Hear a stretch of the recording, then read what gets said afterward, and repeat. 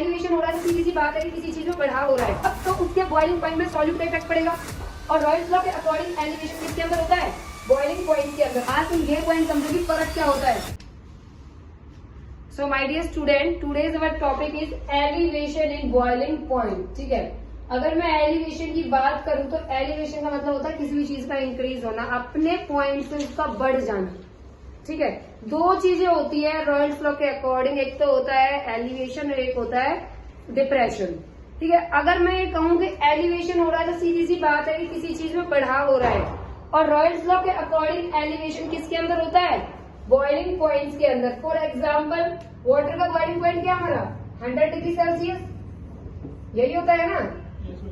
तो 100 degree Celsius की अगर मैं बात करूं वाटर की, अगर मैं इसके अंदर पानी के, नॉर्मल पानी के अंदर क्या मिला दूं? चीनी, नमक, तो क्या उसका बॉइलिंग पॉइंट उतना ही रहेगा जितना था? नहीं रह सकता। क्यों नहीं रह सकता उसका बॉइलिंग पॉइंट?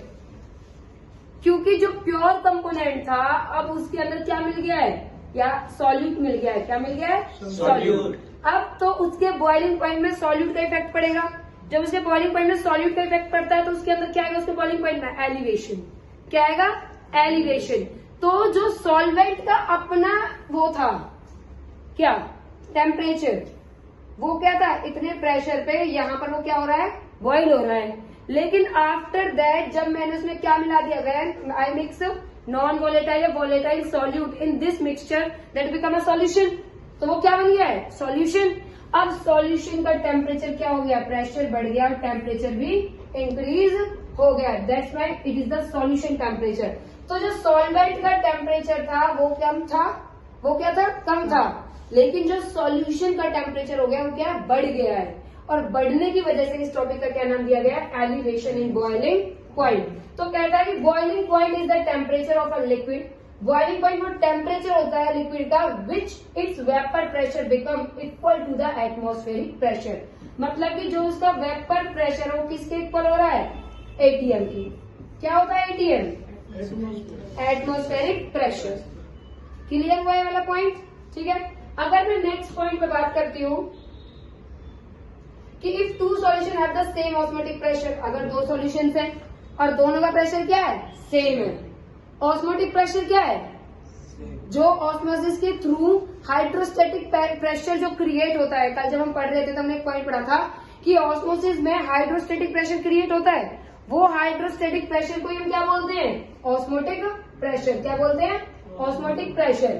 ठीक है, अगर इस ऑस्मोटिक प्रेशर की मैं बात कर रही हूं तो क्या है? Have same osmotic pressure and has same molar concentration. उनकी मोलर कंसंट्रेशन भी सेम है और उनका ऑस्मोटिक प्रेशर भी सेम है। तो ऐसे सॉल्यूशंस को बोलते हैं आइसोटोनिक। क्या बोलते हैं? और जिनका अलग अलग हो क्या बोलेंगे उन्हें? हाइपोटोनिक। क्या बोलेंगे? चलो आगे करते हैं एक बार।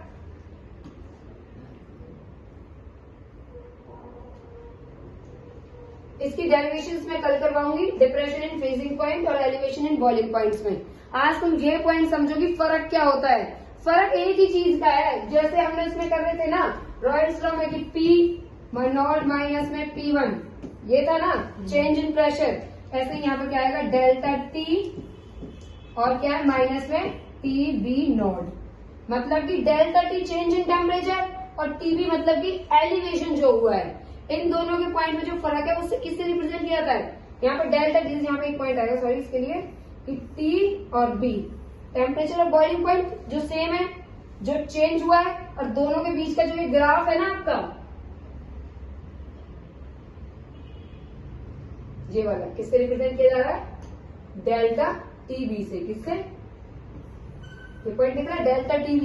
तो ये क्या है? T1 और T2 सॉल्यूट प्लस सॉल्यूशन के बीच में जो डिफरेंस आया वो कैसे रिप्रेजेंट किया? डेल्टा से। और डेल्टा रिप्रेजेंट द चेंज।